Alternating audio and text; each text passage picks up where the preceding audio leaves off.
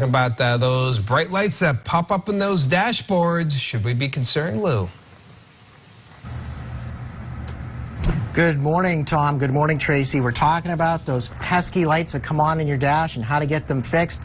And just in general, if there's an issue that's not easily figured out.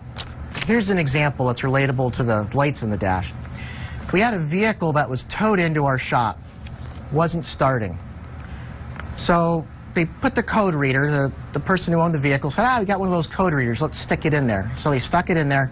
Code reader said, no communication with the ECM. It's basically the truck's computer. Well, what do? Well, they started guessing.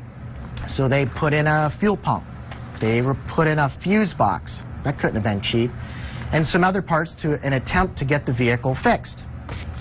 Well, none of it worked. And they said, we're going to take it to the electrical experts. Let's go to Enormis. How much is it going to cost, Enormis guys? We said, we don't know. And they're like, well, how do you do it?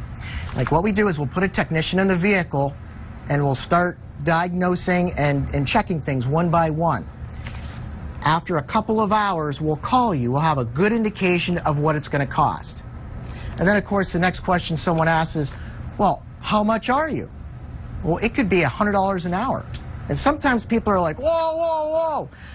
But to pay an expert to figure it out and to actually solve the problem, and 99% of our cases saves way more money than guessing and just throwing parts at a vehicle and guessing to try and figure out what's wrong.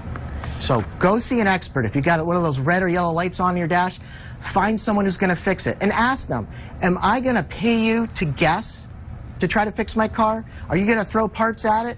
And if it doesn't fix it, do I still have to pay for those parts? So it's something to consider when you need your car fixed. So Tracy and Tom, I'm Lou.